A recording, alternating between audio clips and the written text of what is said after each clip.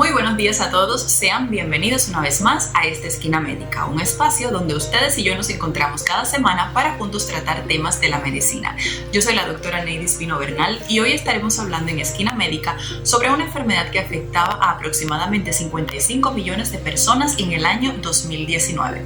Y es que, familia, según informes de la Organización Mundial de la Salud, un total de 139 millones de personas, nada más y nada menos, estarán presentando dicha condición para el año 2050. Así que definitivamente Esquina Médica no podía quedarse con los brazos cruzados y hemos preparado este programa pensado para cada uno de ustedes. Hablaremos sobre el tema de la demencia y su expresión más frecuente en la sociedad, la enfermedad de Alzheimer. ¿Qué trataremos en el programa? Pues básicamente definiremos conceptos muy importantes, como por ejemplo si demencia es lo mismo que una enfermedad de Alzheimer.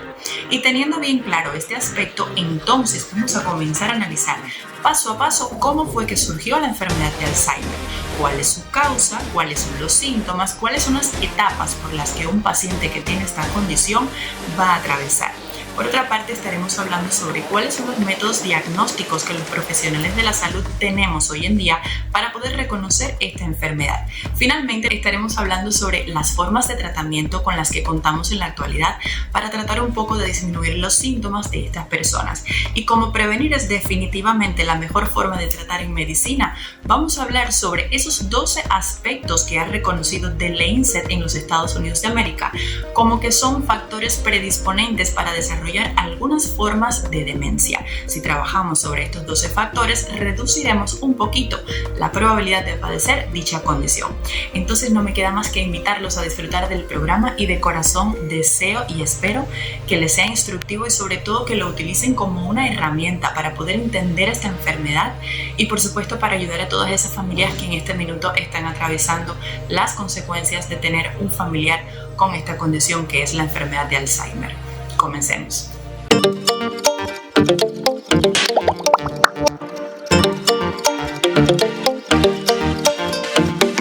Comencemos el programa definiendo qué es una demencia. Veamos, ¿es lo mismo decir demencia que Alzheimer?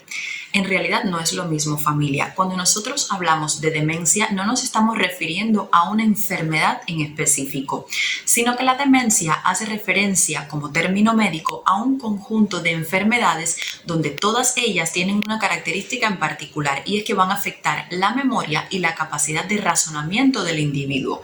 O sea, demencia no es una enfermedad como tal establecida, es un comportamiento, una forma de manifestarse, una forma de manifestación de una serie de enfermedades, de donde la enfermedad más frecuente que produce demencia es la enfermedad de Alzheimer.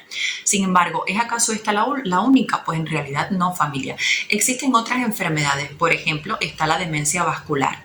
En este caso, el paciente tiene un trastorno de la memoria, del pensamiento, de la capacidad de cálculo, de la capacidad de decidir por sí mismo, debido a un trastorno en los vasos sanguíneos que irrigan áreas específicas del cerebro. ¿Qué es esto de la demencia vascular? Bueno, hay pacientes que, por ejemplo, desarrollan un accidente cerebrovascular, un infarto cerebral, porque a lo mejor era un diabético, era un obeso, sus arterias estaban llenas de grasa y de pronto la luz, o sea, el espacio dentro de la arteria se redujo y pues un área específica del cerebro no estaba recibiendo abundante sangre y por tanto no estaba recibiendo oxígeno y nutrientes y por esta razón esa área específica del cerebro se afecta. ¿Cuál es el resultado? Bueno, que si esa área específica se relacionaba con la memoria, con el pensamiento y con estas funciones cognitivas, pues entonces el paciente desarrolla demencia.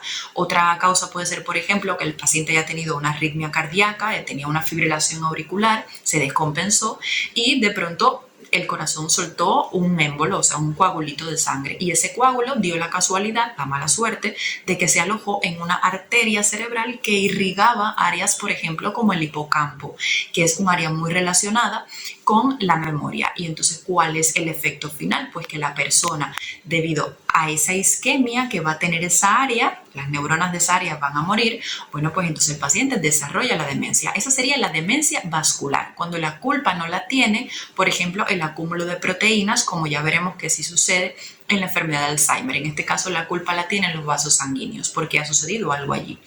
Otra de las causas de demencia es, por ejemplo, la demencia de los cuerpos de Lewy. ¿Qué es esto?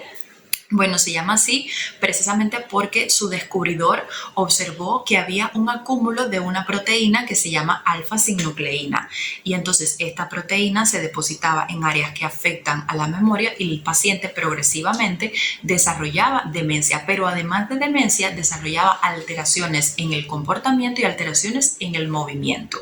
Entonces, la demencia del cuerpo de Lewy es otro de los tipos de demencia que veremos, pero con mucho menos frecuencia. Otra causa de demencia, pues los trastornos frontotemporales. ¿Qué es esto? Es un conjunto de enfermedades que van a afectar regiones específicas del cerebro, la región frontal y las regiones temporales, que son estas partes laterales.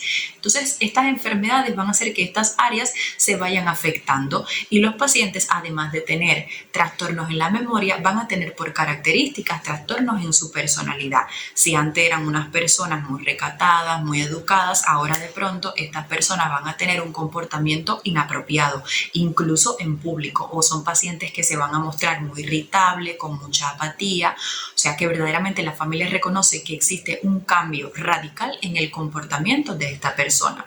Y por último tendríamos también los trastornos mixtos, o sea, un paciente que tiene una demencia, ha quedado demente porque tiene una enfermedad de Alzheimer, también tiene o puede tener una demencia vascular. Esto se ha observado, que un paciente que tiene demencia puede tener más de 2 enfermedades que produzcan finalmente la aparición de esta manifestación que va a ser la demencia. Entonces, ahora sí, creo que habiendo definido bien este concepto, estamos pues listos para responder la segunda pregunta. ¿Es parte del envejecimiento normal de un ser humano tener demencia? Pues la verdad es que no. En la antigüedad se creía que el envejecimiento venía muy unido a la demencia y que todo el que llegaba a cierta edad iba a ser demente. En realidad, en la actualidad se ha comprobado que no es así. No es normal desarrollar demencia. Y hemos visto muchísimas veces en la población que tenemos abuelitos de hasta 90 años que son capaces de recordar cosas que ahora mismo hasta a mí se me olvidarían, y lo recuerdan con muchísima claridad. Sin embargo, hemos visto personas que tienen 60, 65 y que ya están empezando a tener manifestaciones sugestivas de que pueden estar presentando o presentarán una enfermedad de Alzheimer en el futuro. O sea, no es normal que una persona desarrolle demencia por el simple hecho de que está envejeciendo. Es normal que un abuelito, un señor mayor, pierda masa muscular, un poco se le olvide dónde dejó la llave, se le olvide un poco dónde dejó el dinero. Estas cosas son normales porque en realidad en el cerebro van a haber cambios debido a la edad, es cierto, pero no es normal que esta persona, este adulto mayor, se desconecte de la realidad. Eso no es normal, y ya esa desconexión y ese cambio en su comportamiento, esa pérdida profunda de la memoria y de la capacidad de decidir, la capacidad de poder valerse por sí mismo, entonces en este caso ya sí estaríamos hablando de una demencia. Esto sí no está relacionado con el envejecimiento normal. Bien, ahora ya que hemos respondido a las 2 preguntas fundamentales, vamos a hablar entonces de la enfermedad más frecuente en la población que da lugar a la aparición de la demencia, y esta enfermedad es la enfermedad de Alzheimer.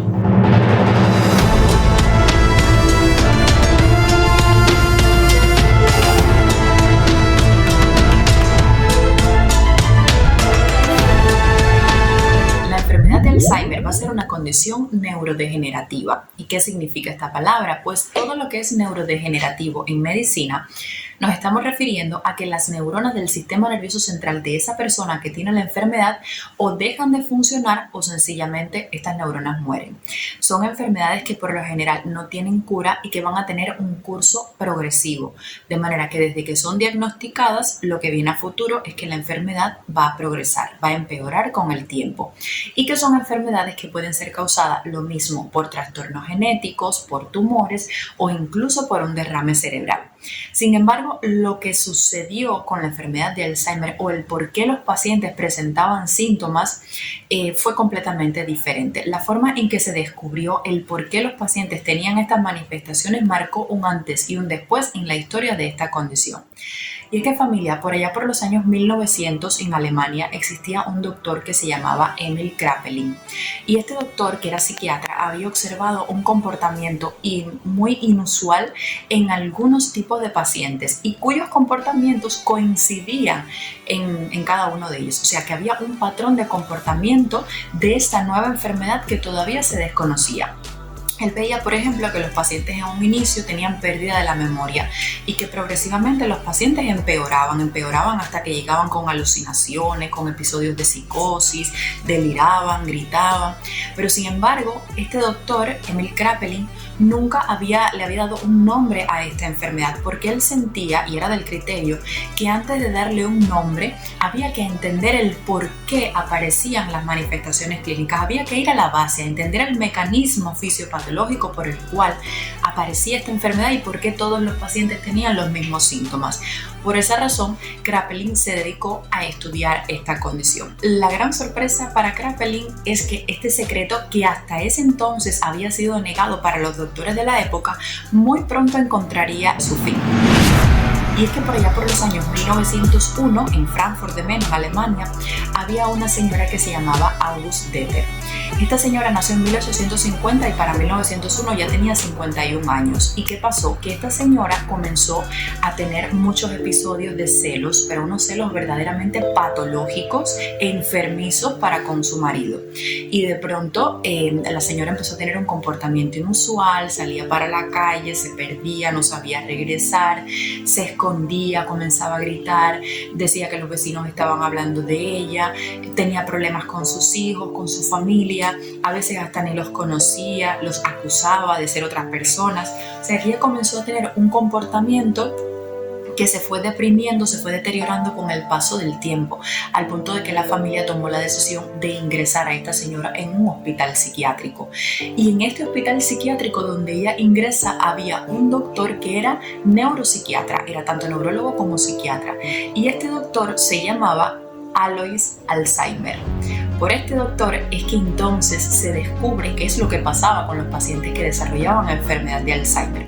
La historia realmente es triste, pero es muy bonita, porque Alois Alzheimer, una vez que conoce a August Deter, él la sigue todos los días y él iba donde ella estaba, él le pasa visita, conversa con ella, empieza a observar su comportamiento y escribe un diario, escribe un libro con todas las experiencias que él tuvo con August Deter. Él describe, por ejemplo, en uno de sus relatos que un día él entraba a visitarla y ella lo saludaba como si él fuese un general.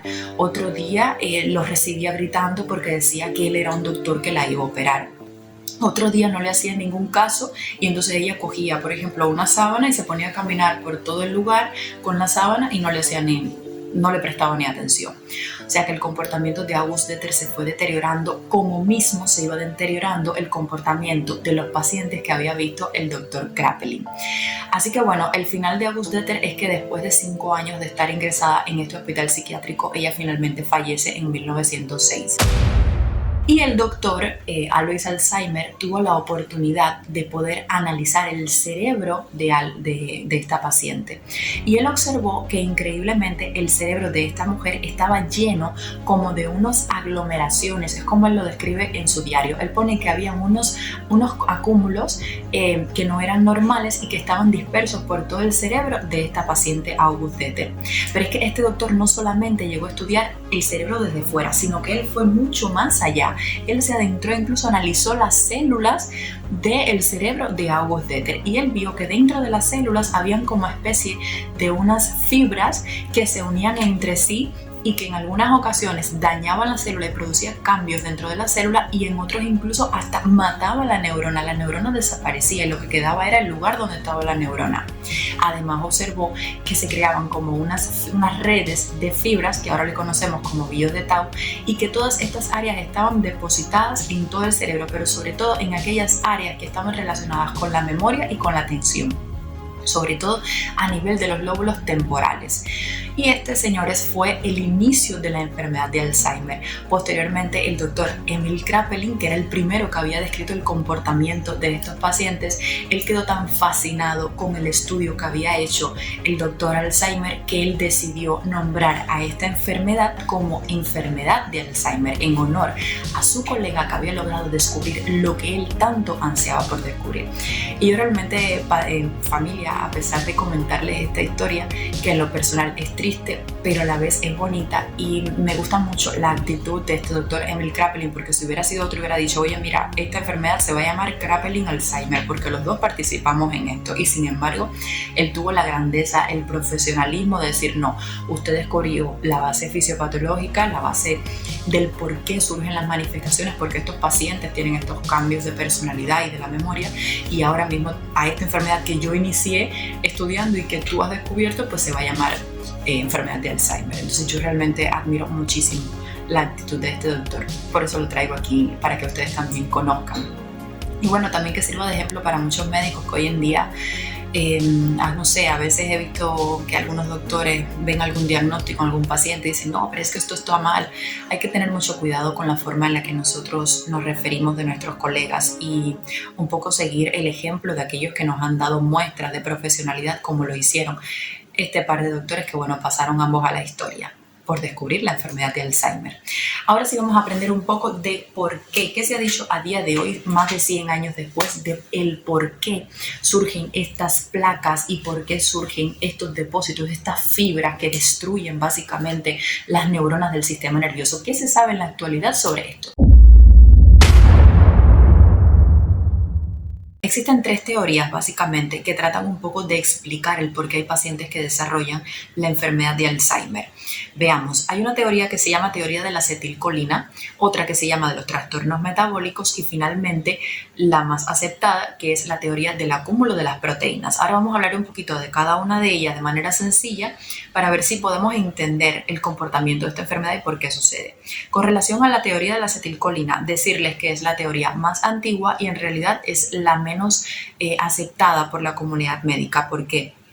Porque esta teoría lo que plantea es que la enfermedad de Alzheimer aparece porque hay ciertos pacientes que van a tener disminuidos los niveles de acetilcolina. La acetilcolina es un neurotransmisor de aquí del sistema nervioso central que tendrá una función específica. Bueno, estos doctores plantean que debido a que el neurotransmisor disminuye por causas no conocidas, el paciente empieza a desarrollar las manifestaciones de la enfermedad.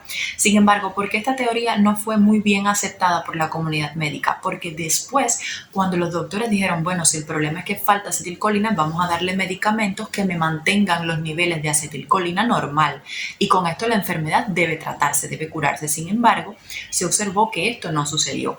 Le daban los medicamentos que actualmente de hecho se usan, son los inhibidores de la acetilcolinesterasa. O sea, esos medicamentos van a inhibir a una proteína que hace que se disminuyan los niveles de acetilcolina. Entonces, si yo le pongo un medicamento para que haga que esa proteína no actúe, pues mis niveles de acetilcolina estarían normales, ¿no? O estarían lo más cerca de la normalidad posible. Ahora, lo que pasó es que cuando los médicos empezaron a darle el tratamiento a los pacientes, vieron que efectivamente las manifestaciones clínicas de los pacientes sí mejoraban, pero la enfermedad no se curaba.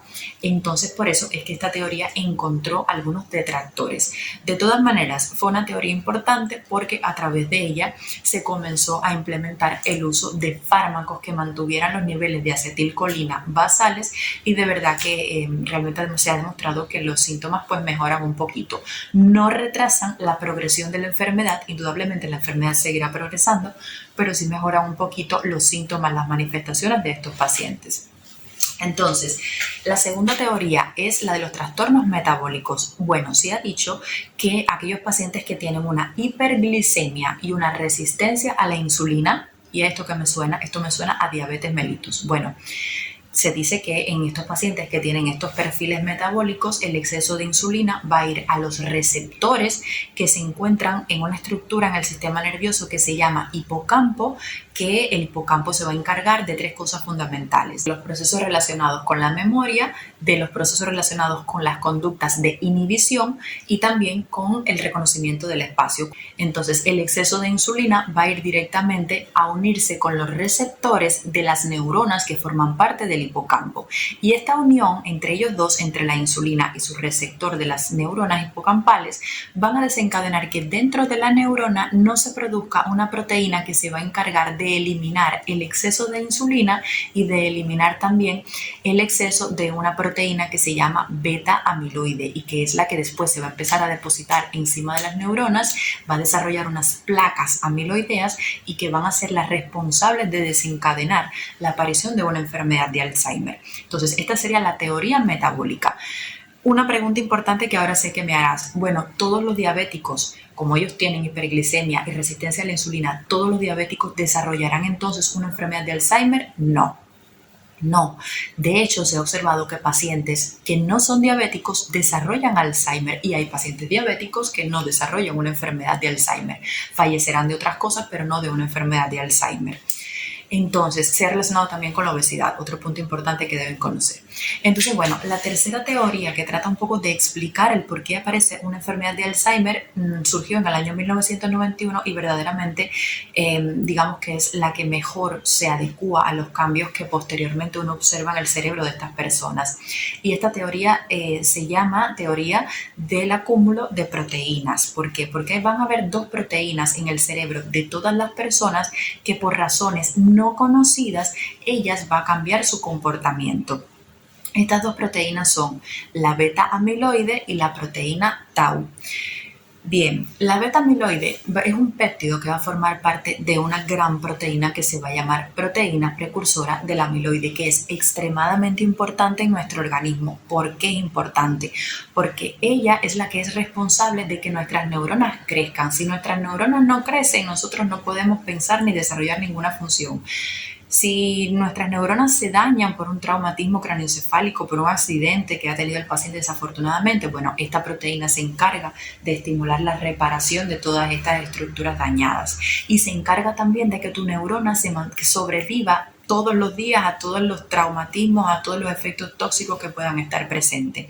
Entonces, básicamente, esta proteína precursora de amiloide es protectora de la neurona, de la célula fundamental del sistema nervioso. ¿Qué es lo que pasa? Que por razones que todavía no se han descubierto a día de hoy, hay una enzima que viene y esa proteína precursora del beta amiloide, pues encima la divide y empieza a dividir esa proteína en partes, la segmenta. Y uno de estos fragmentos va a ser el péptido que se va a empezar a acumular, el beta amiloide que se va a empezar a acumular en la superficie de las neuronas donde esté ocurriendo este proceso.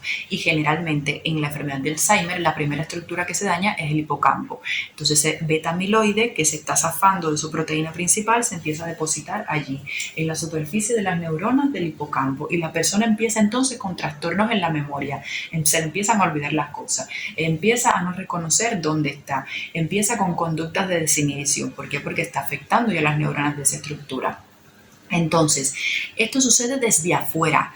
Y esto, cuando comience el acúmulo progresivo, va a formar unas verdaderas placas. Cuando yo diga placa amiloides, ustedes imagínense que han cogido un pote de esto de gel, de hacerse el pelo, y cogen un poco de gel y se lo hacen así al cerebro. Cuando diga un depósito amiloide, una placa amiloidea, imagínense algo así, para que tengan una idea representativa y me logren entender mejor. Entonces, desde afuera se está afectando la neurona por este beta amiloide, pero es que dentro de la neurona también hay un caballo de Troya que se llama la proteína tau. La proteína tau es extremadamente importante también. ¿Por qué? Porque dentro de cada neurona, que se la voy a dejar aquí, hay un sistema de unos microtúbulos que son como unos rieles así de, como los del tren, los rieles del tren, y a través de estos rieles es que la neurona logra transportar todos los nutrientes que a ella le llegan desde la parte del cuerpo de la neurona hacia el axón y hacia todas las prolongaciones que va a tener la neurona. De esta manera la neurona se nutre completamente y puede cumplir su función, que es transmitir señales, ¿no?, a otras neuronas y efectuar las diferentes sinapsis. Bueno, lo que pasa es que la proteína tau, por razones que tampoco se conocen muy bien, de pronto esta proteína se hiperfosforila. O sea, ella como que se transforma, ella como que se descontrola y empieza a unirse con otras proteínas tau y con otras fibras tau y forman como especie de unos ovillos que se llaman a sí mismos ovillos de tau u ovillos neurofibrilares. Problema grave dentro de la neurona. ¿Por qué? porque este ovillo tau va a básicamente romper, va a destruir todo ese sistema de los rieles, todos esos microtúbulos que estaban adentro y que garantizaban la supervivencia de la neurona, la nutrición de la neurona. Si la neurona no va a recibir nutrientes, ¿qué es lo que le va a pasar a la neurona? Se va a morir y va a desaparecer. Y esto es precisamente lo que caracteriza la enfermedad de Alzheimer, que las neuronas, por estos depósitos amiloideos desde afuera y por los ovillos, las placas, el sistema de fibras neurofibrilares, van a destruir las neuronas y va a aparecer la enfermedad. Entonces, bueno, estos son los tres mecanismos que un poco están tratando, las tres teorías que están tratando de explicar la aparición de la enfermedad de Alzheimer. Pero a ciencia cierta todavía no se sabe a 100% por qué razón algunos pacientes sí y por qué razón otros pacientes no. Lo que sí sabemos es que se produce el depósito de las placas de amiloide y que van a haber los ovillos tau y que ellos dos son los responsables de los cambios anatómicos que van a ocurrir en las neuronas de las diferentes estructuras que están aquí dentro del sistema nervioso central y que a medida que se vayan dañando, la persona progresivamente va a ir empeorando, porque todo esto se va a localizar primero, digamos, en la región del hipocampo, pero progresivamente con los años se va a empezar a diseminar en el resto del cerebro. Este proceso tarda aproximadamente de unos 5 a unos 10 años. Y bueno, antes de terminar ya este capítulo, me gustaría hacerte saber que existen algunas mutaciones genéticas que se han descrito y se han relacionado con la aparición de la enfermedad de Alzheimer. Estas mutaciones genéticas son, por ejemplo, las que se producen en el gen PSEN1, PSEN2 y también en el gen de la APP, que este sería la proteína precursora del amiloide. Los pacientes que tengan estas mutaciones van a desarrollar una forma temprana de la enfermedad de Alzheimer. En el caso de los que tengan la mutación en el gen APP, este gen se encuentra en el cromosoma 21. Es por esto que los pacientes que desarrollan esta enfermedad suelen tener el síndrome Down, que es la trisomía 21. Entonces son pacientes donde la enfermedad aparece sobre los 40 años. Se le llama también el Alzheimer temprano. Hay otra mutación familiar y es la mutación de la apolipoproteína E, se llama así gen APOE. Pero en este caso la enfermedad de Alzheimer va a aparecer un poquito más tarde y se le llama Alzheimer de inicio tardío. Y este gen APOE lo van a tener presente sobre todo las familias que tienen hipercolesterolemia familiar. Entonces, importante que sepas que todas estas mutaciones genéticas tienen un patrón de herencia autosómica dominante, de modo que es muy probable que una persona que tenga la mutación lo transmita a su descendencia y su descendencia también pueda desarrollar la enfermedad de Alzheimer. Ahora sí vamos a conocer un poco sobre cuáles son las manifestaciones clínicas de esta enfermedad, cuáles son las etapas por las que transita. Veamos. La evolución de la enfermedad de Alzheimer nosotros la dividimos en tres fases fundamentales. Tenemos una enfermedad que es leve, una enfermedad moderada y una enfermedad que va a ser severa, avanzada, donde el paciente tiene una demencia muy avanzada. La determinamos como que es la fase final ya de la enfermedad y que por lo general suele encontrarse dentro de unos 5 o 7 años después que inician los síntomas. Pero esto es variable en el tiempo. Habrán pacientes que lo desarrollen más rápido y otros pacientes incluso pasan 10 años después que se inician las manifestaciones clínicas. Esto es un rango. Entonces, algo que tienes que saber es que una vez que aparecen las manifestaciones clínicas, no quiere decir que la enfermedad empezó ese día y en ese momento. No, en realidad los cambios anatómicos, o sea, el depósito de esas placas de amiloide, la formación de esa red de neurofibrillas que va transformando todas las estructuras cerebrales y que va convirtiendo al cerebro en una estructura atrófica con un volumen más pequeño, con pérdida de todas sus funciones. Bueno, todo este proceso comienza unos 8 o 10 años antes de que aparezcan las manifestaciones clínicas. Ya cuando aparecen las manifestaciones es porque órganos como por ejemplo o estructuras como el hipocampo ya tienen cambios importantes que han inducido la aparición de manifestaciones. Y hablando del hipocampo, esta es una estructura familiar que se encuentra en el centro de nuestra cavidad craneal, en lo más profundo de los lóbulos temporales y que, como ya vimos anteriormente, se iba a encargar de tres funciones fundamentales: de la función inhibitoria, de la memoria, y también se iba a encargar de la percepción del espacio, del reconocimiento del espacio donde se encuentra el individuo. Por tanto, cuando ya mi hipocampo está afectado por estas estructuras, las primeras manifestaciones clínicas que yo desarrollaría si voy a ser un paciente que voy a desarrollar Alzheimer sería precisamente alteraciones en la memoria, alteraciones en las funciones de inhibición y alteraciones en el reconocimiento de los espacios. De esta manera podemos ver que los pacientes al inicio empiezan con problemas para recordar eventos recientes.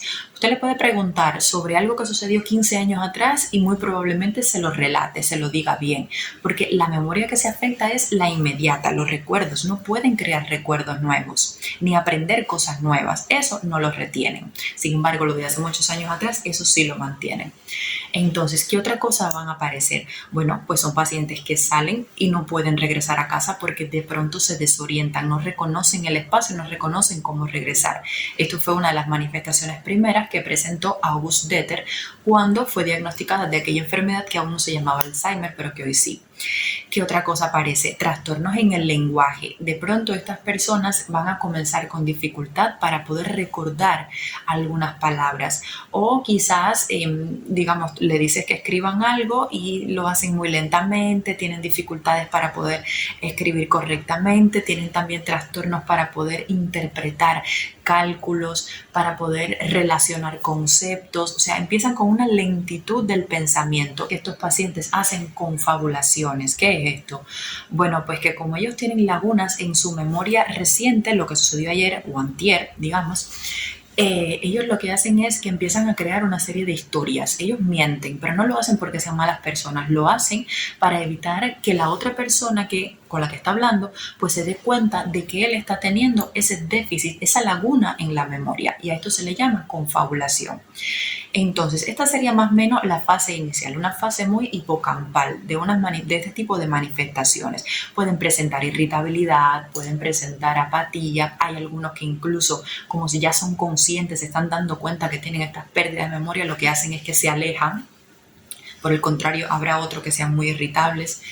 Y bueno, así es como transcurren los primeros años. Muy al inicio la gente suele de verdad confundirlo con trastornos de la vejez. Y dice, no, eso es que la persona se está poniendo mayor, cuando en realidad son los primeros estigmas de una enfermedad de Alzheimer. Ahora, ya cuando la enfermedad empieza a progresar, ya esa proteína tau ha tomado muchísimo otras áreas del cerebro, la región temporal, la región parietal, incluso parte de la corteza cerebral, pues ya aparecen síntomas que son más corticales. Aquí es cuando la persona empieza a desarrollar algo que nosotros conocemos como prosopagnosia. ¿Y esto qué es?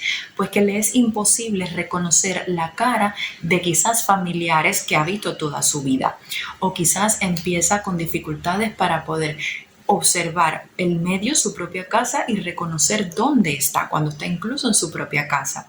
Tiene también dificultades ya para poder, apraxias es como se llama, la apraxia del vestir, no puede vestirse correctamente, y aun cuando nosotros le digamos, a ver, mire, póngase esta camisa, él sabe lo que le estás diciendo, pero no lo hace. Tiene sus músculos bien, él puede incluso saber lo que le estás diciendo, pero no lo puede hacer porque tiene un daño neurológico que se lo impide.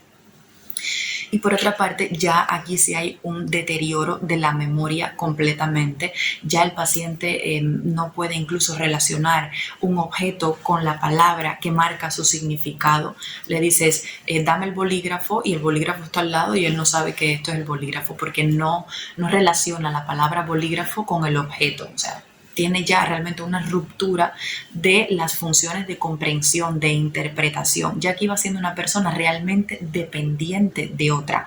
Todavía quizás pueda ir al baño, pero ya necesita ir con otra persona. Son pacientes también que se van a mostrar muy apáticos, pueden ser violentos. Ya estas personas, si duermen, por ejemplo, solos en la habitación, ellos pueden perfectamente levantarse y salir y caminar y deambular y no saber ni cómo regresar. Tienen una desconexión absoluta del medio. Son pacientes realmente de muchísimo cuidado. Y es una de las fases más difíciles para la familia porque todavía pueden deambular por sí mismos y se exponen a muchísimos, pero muchísimos riesgos. De hecho, las personas con Alzheimer no fallecen directamente de la enfermedad de Alzheimer, sino fallecen debido a que se exponen a muchísimos riesgos y ellos no saben ni cómo enfrentarlo. Y uno de estos es eso mismo, que se levantan, se paran y a lo mejor, bueno, hay que estar en la calle, los carros se pueden caer, un trauma craneoencefálico, se pueden fracturar la cadera, pueden pasar muchísimas cosas. Entonces, bueno, estos serían los síntomas de una enfermedad moderada. Y ya la fase final, que sería la demencia avanzada, ya cuando la enfermedad está demasiado avanzada, ya un cerebro completamente atrófico, pues estos pacientes hacen más bien una vida cama-sillón. Estos son pacientes que están confinados a la cama, que ya no controlan esfínteres, que hacen úlceras por presión, las llamadas escaras.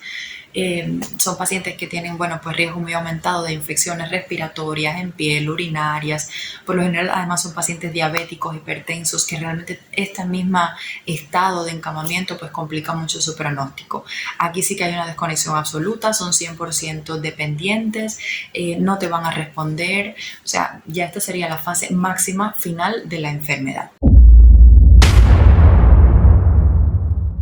¿Cómo hacemos el diagnóstico de una enfermedad de Alzheimer? Bueno, veamos. Lo primero que quiero que sepas es que no existe un examen que al 100% me logre diagnosticar antes de fallecer la enfermedad.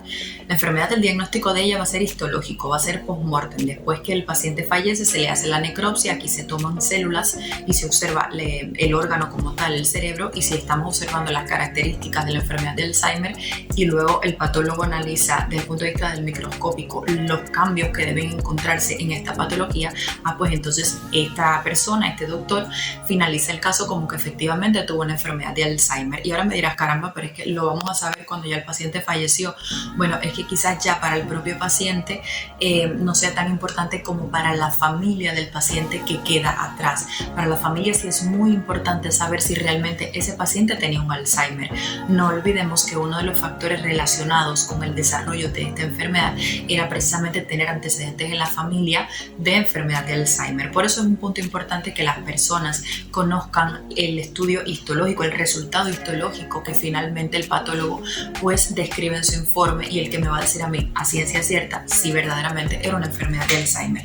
De todas maneras, en la fase pre-mortem, o sea, cuando el paciente todavía está con nosotros, lo tenemos en casa, hay una serie de pautas, de pasos que nosotros como profesionales de la salud seguimos y logramos tener una aproximación diagnóstica del 85%, lo cual es un valor bastante bueno.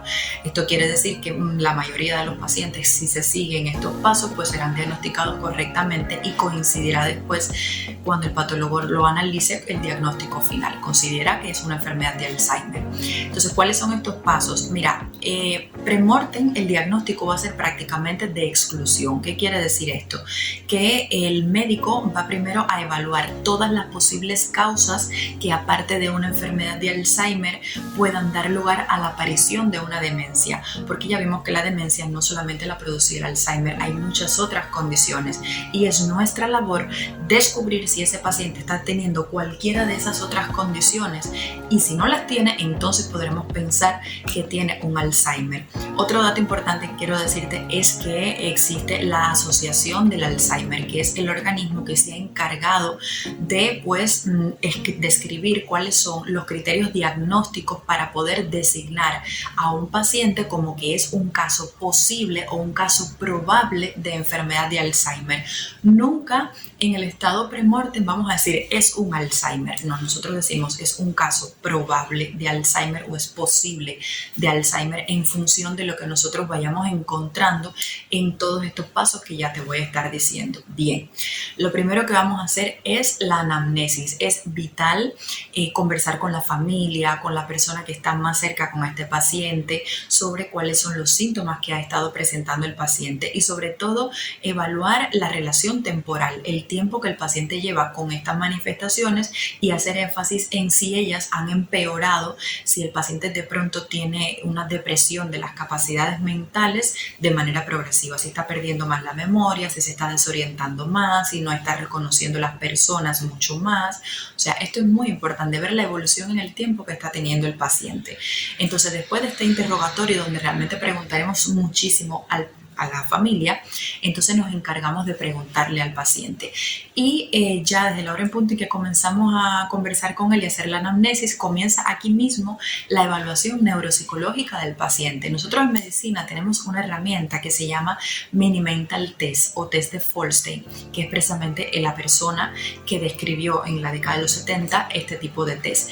Es un examen o una herramienta que consta de 5 puntos fundamentales a evaluar, y por medio de la cual nosotros podemos reconocer si ciertamente ese paciente está teniendo un déficit cognitivo, o sea que tiene ya alteraciones en la memoria, en la atención, en la conciencia, en la retención de información, la memoria inmediata, que son las esferas que primero se van afectando.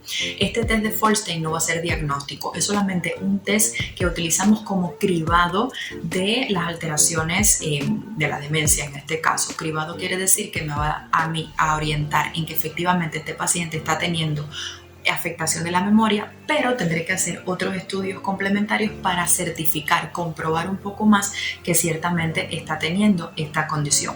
Entonces por aquí tengo, déjame ver dónde lo puse, la escala de Folstein, mírenla aquí. Esta es la escala de Folstein, ¿ven? Consta de 5 criterios fundamentales que evaluaremos, que sería si el paciente está orientado en tiempo, espacio y persona, esto es fundamental, y se le va a dar una puntuación de 5 puntos si el paciente logra decirme qué día es hoy, el año en el que estamos, el mes en el que estamos, si reconoce el lugar donde estamos, le preguntamos dónde vive, de manera que nosotros podamos ver si él realmente está orientado y está tanto en tiempo como en espacio. Entonces, ¿qué otra cosa evaluamos? La memoria inmediata. Nosotros le vamos a decir que recuerde 3 palabras fundamentales, por ejemplo, bicicleta, cuchara, manzana, y nos ponemos a conversar con él y luego le decimos, bueno, ahora dígame las palabras que yo le dije a usted, y en el mismo orden. Si el paciente me logra a mí decir las 3 palabras, le daré 3 puntos. Cada palabra vale 1 punto. Y el examen sería muy bien si me logra decir las 3 palabras y en el mismo orden.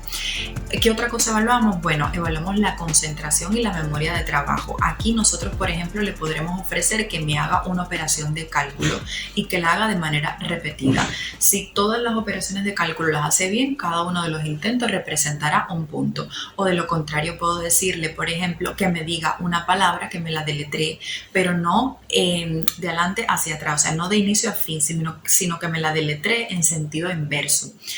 ¿Qué otra cosa vamos a evaluar? El lenguaje. Esto es fundamental porque el lenguaje, ya cuando la persona tiene sobre todo una demencia moderada, el lenguaje se deprime. Las personas de pronto se les empieza a enlentecer el lenguaje, se enlentece el pensamiento, se le olvidan las palabras, se le olvida el significado de palabras. De hecho, yo les muestro objetos, que es uno de los test que se hacen, les muestro objetos y le digo, dígame ahora el nombre de este, de este y de este.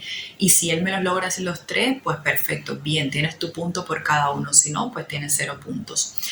Y bueno, ya finalmente estaríamos evaluando una esfera que nosotros conocemos como praxia constructiva gráfica, que esto es que el paciente tiene que construir un objeto grande a partir de pequeños fragmentos y unirlos y entonces hacerme con ese conjunto, digamos, una casita con figuras geométricas, algo así. Esto es una habilidad que realmente necesita de muchísima concentración y necesita que él tenga conservadas las funciones de interpretación. Entonces, por medio de todos estos 5 aspectos, nosotros le vamos a dar una puntuación final a ese paciente, que la puntuación máxima va a ser de 30 puntos y la puntuación mínima obviamente sería 0. Mientras más cerca esté el paciente a su evaluación de 30, quiere decir que el paciente tiene las funciones bien, no tiene demencia, tiene las funciones cognitivas conservadas, y mientras más se acerque a 0, pues todo lo contrario, quiere decir que tiene una demencia. Por lo general ya empezamos a pensar en que el paciente tiene demencia cuando este test de Folstein me empieza a dar menos de 24. Por ejemplo, me da entre 24 y 10, tiene una demencia leve. Me da entre 9 y 6, pues moderada. Me da menos de 6, pues tiene una demencia severa. Hay un rango entre los 24 y 25 que es un rango muy dudoso. En estos casos lo que hace es que hay que seguir al paciente, hay que repetirle el test de Folstein, hay que seguirlo visitando y evaluar cómo va el comportamiento de las habilidades cognitivas en el tiempo. Ya cuando sí me da 27, 28, 30, esto es un paciente que tiene las funciones cognitivas conservadas. Algunos tendrán 28, otros tendrán 29 y ambos son completamente normales. Entonces, bueno, esto es una de las herramientas que se utilizan, es muy buena, la verdad se utiliza muchísimo en consulta, debe ser practicada por un profesional de la salud cuando nuestro propósito es confirmar que ciertamente existe un déficit cognitivo, pero de todas maneras yo se lo voy a dejar en la descripción para que ustedes la vean y quizás en la casa lo apliquen y tengan una idea de si puede estar o no teniendo un abuelito o una abuelita algún déficit cognitivo. Pero finalmente la persona que debe practicar este mini mental test es un profesional de la salud. Entonces, bueno, habiendo hecho una valoración neuropsicológica del paciente, habiendo conversado con la familia, con el paciente, entonces ya yo tengo una idea de lo que pueda estar sucediendo. Y ahora lo próximo que me toca es estudiar el paciente. Se indicarán exámenes complementarios de sangre, de líquido cefalorraquídeo, se indicarán estudios de imagen como la tomografía, la resonancia, el PET-TAC, para tratar de buscar qué, en primer lugar, para buscar otra causa que no sea una enfermedad de Alzheimer, que no sea una demencia, que responda a la aparición de este problema de memoria y que está teniendo el paciente. Si no la encuentro y veo que solamente hay signos de demencia, pues ya va siendo más probable que el paciente tenga una enfermedad de Alzheimer. Quiero hablarte ahora sobre los estudios de imagen. Voy a empezar a nombrártelos uno a uno para que logres ver un poquito cómo se ve en medicina un paciente que tiene una demencia. La imagen que tienen en pantalla es una resonancia magnética, una técnica de imagen no invasiva que utiliza un campo magnético y ondas de radio para producir imágenes detalladas del cerebro y otros órganos del cuerpo.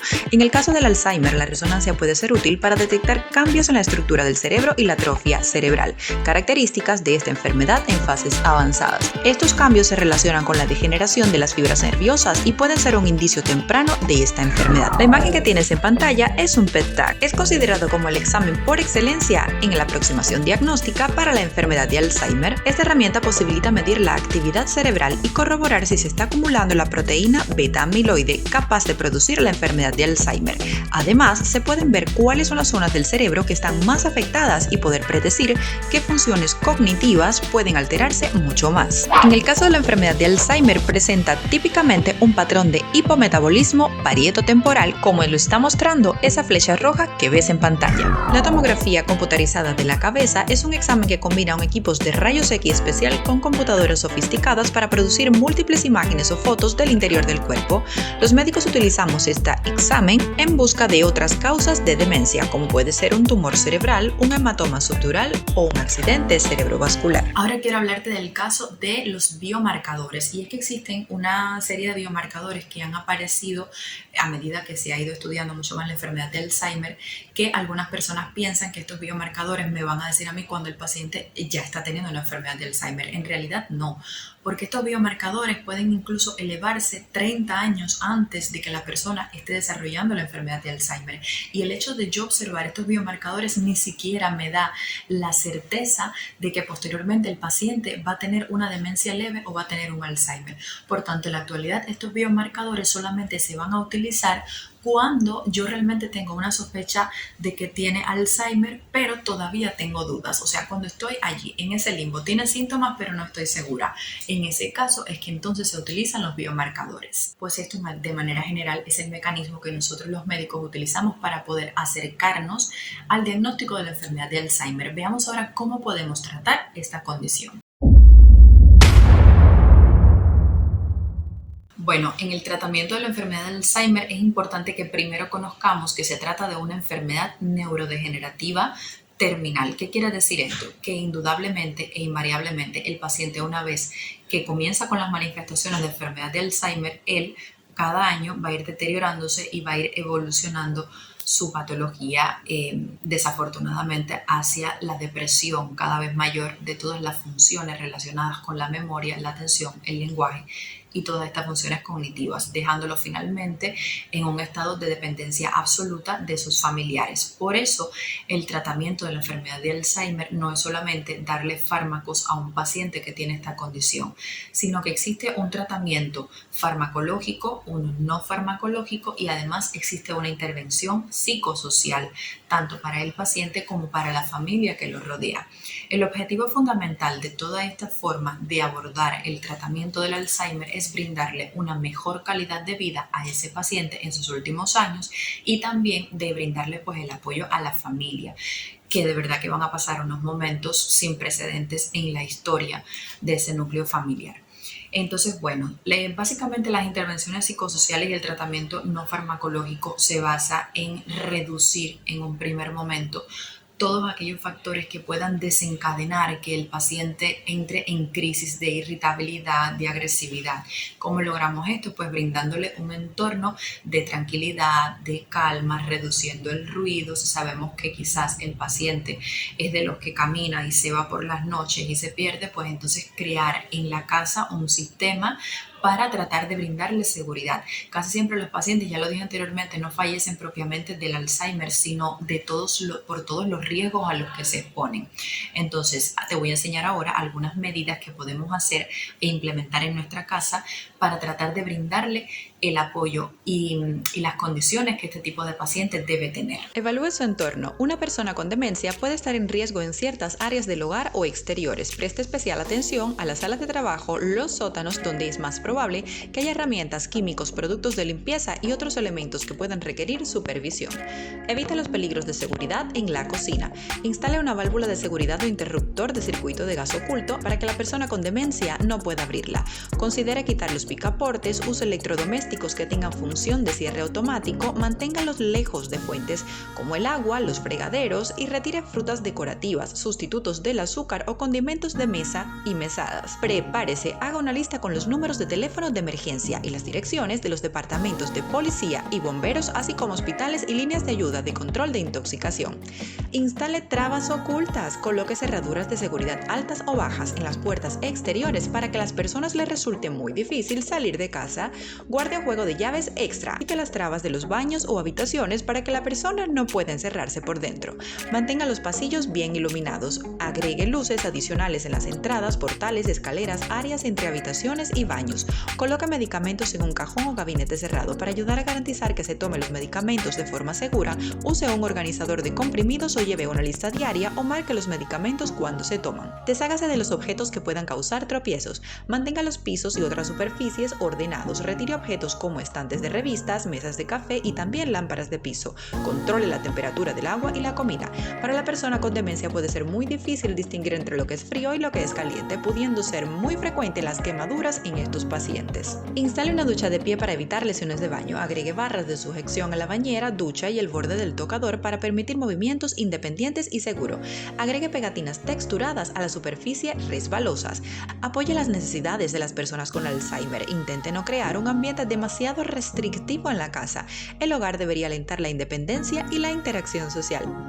Entonces, en relación con el tratamiento farmacológico, los fármacos que se van a indicar ya sabemos que no van a curar la enfermedad, pero sí van a tratar de paliar, de disminuir un poquito la intensidad de los síntomas de estos pacientes. ¿Cuáles serían los fármacos que yo voy a utilizar? Bueno, primeramente, si mi intención es tratar de mejorar lo que es la esfera cognitiva, tratar de mejorar un poquito la apatía del paciente, esta irritabilidad, podré utilizar los fármacos anticolinesterásicos. Habíamos visto cuando hablamos de los mecanismos de producción de la enfermedad, había una teoría que hablaba que cuando los pacientes tenían un déficit de la acetilcolina, que es un neurotransmisor cerebral, pues desarrollaban las manifestaciones. Bueno, pues la comunidad médica creó estos fármacos para tratar de mantener estables los niveles neurológicos de acetilcolina. Y estos fármacos se llaman así, los anticolinesterásicos. Y aquí está, por ejemplo, el caso del donepezilo y está también la ribastigmina. Son fármacos realmente muy buenos, tienen muy pocos efectos adversos y ellos, aunque invariablemente no van a cambiar el curso de la enfermedad, sí que van a disminuir un poquito, van a mejorar un poquito las capacidades funcionales del paciente. Por otra parte, cuando la enfermedad ya se hace moderada, cuando tiene una demencia moderada, en este caso pudiéramos utilizar memantina. La memantina es un medicamento que tiene un mecanismo de acción un poco diferente. ¿Por qué? Porque la memantina lo que va a hacer es antagonizar el efecto que tiene el glutamato, que es un neurotransmisor que actúa a nivel cerebral y lo que hace es estimular las células del sistema nervioso.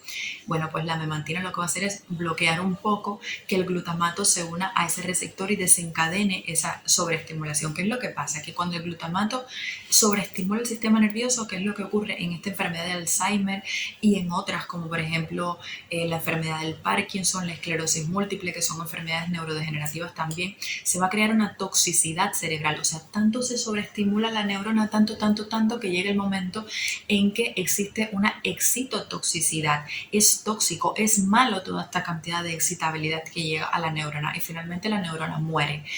Ya sabemos que si la neurona muere no va a haber sinapsis, no va a haber función cognitiva ninguna. Por esta razón, la memantina es un fármaco pues, que nos ayuda muchísimo en los pacientes que tienen ya una demencia moderada a severa. ¿Qué otro fármaco pudiéramos utilizar? Bueno, si el paciente ya está en una fase muy avanzada, que ya tiene alucinaciones, que está muy agresivo, que ya tiene una desconexión total con el medio, que ya tiene alucinaciones, escucha personas, habla con personas, incluso grita, toda esta fase ya psicótica de la enfermedad que puede presentarse, pues entonces utilizaríamos los antipsicóticos.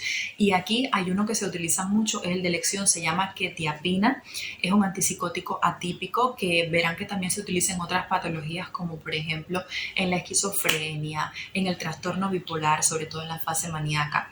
Y la quetiapina de todos los antipsicóticos es el que mejor resultado ha mostrado. Entonces, bueno, con este grupo de fármacos también podemos un poco controlar las manifestaciones psicóticas que va a tener el paciente. Cuando yo digo psicosis, son manifestaciones que realmente muestra un paciente que se ha desconectado absolutamente con la realidad. Bueno, cuando nosotros pretendemos evitar el desarrollo de una enfermedad, lo primero que debemos hacer es conocer cuáles son los factores de riesgo que conducen a la aparición de esa enfermedad. ¿Por qué? Porque si yo logro evitar estos factores que me producen esa enfermedad, las probabilidades de que ellas se desarrollen pues van a disminuir muchísimo. ¿Qué es lo que pasa, familia? Que en el caso de la enfermedad de Alzheimer no se ha descubierto al 100% el factor de riesgo al que nosotros nos expongamos y obligatoriamente la persona desarrolla Alzheimer. Eso en la enfermedad de Alzheimer no va a ocurrir. No porque usted se exponga a este factor, obligatoriamente desarrollarás un Alzheimer. Esto no es, por ejemplo, como en el caso del cáncer de pulmón, que sabemos que la persona que fuma, debido a que el tabaco, desde la hoja del tabaco hasta cuando se está procesando y hasta cuando el paciente se lo está fumando, que activa la combustión, va a tener una serie de sustancias que son cancerígenas, o sea que forman cáncer, y sabemos que si este paciente se expone al tabaco por mucho tiempo y por ende se expone a estas sustancias cancerígenas como las nitrosaminas, el benceno, los polifenoles, pues el paciente sí desarrollará definitivamente un cáncer de pulmón, porque ese es el mecanismo de acción de esas sustancias que están allí en el tabaco. Bueno, en este caso para el cáncer de pulmón, ¿qué es lo que hay que hacer? Pues dejar de fumar. What happened? A few minutes later. Bueno, familia, pues como le iba diciendo, si un paciente se expone de forma repetitiva al tabaco, pues sí, va a desarrollar cáncer. Pues en el Alzheimer esto no ocurre de esta manera. De todas maneras, se ha identificado que los pacientes que desarrollan la enfermedad se han relacionado, algunos de ellos, con 12 factores fundamentales que The Lancet los ha identificado y sobre los cuales en el día de hoy pretendo que ustedes conozcan para que traten de evitarlos y de esta manera pues reducir un poco el riesgo que supone. ¿Cuáles serían estos factores de riesgo? Los 12 factores reconocidos como The Lancet inductores de la enfermedad de Alzheimer y los que debemos evitar son menor nivel educacional, hipertensión arterial, discapacidad auditiva, tabaquismo, obesidad, depresión, inactividad física, diabetes mellitus, escaso contacto social, consumo excesivo de alcohol, traumatismos cráneoencefálicos y también la contaminación del aire. Factores que debemos evitar. Bueno, familia, esto es todo lo que tenía para presentarles con relación a la demencia y la enfermedad de Alzheimer. Sé que ha sido un programa un poco largo, de hecho me ha tomado 2 días en preparar el programa porque en verdad en la clínica hemos tenido muchísimos pacientes complejos que requieren verdaderamente toda mi concentración, toda mi atención y bueno, mi prioridad definitivamente son los pacientes. Entonces, bueno, espero que el programa les haya sido instructivo. Sé que van a tener 300 millones de dudas, es completamente normal. Ustedes en este caso lo que tienen que hacer es escribirme como lo están haciendo muy bien. Continúenme escribiendo y yo en la medida de lo posible les estaré respondiendo sus dudas. Entonces, bueno, ahora sí, no me queda más, como les he dicho siempre, que mandarles muchos besos, muchos abrazos, cuídense muchísimo, que tengan un magnífico fin de semana y nos vemos aquí en Esquina Médica el próximo lunes. Chao.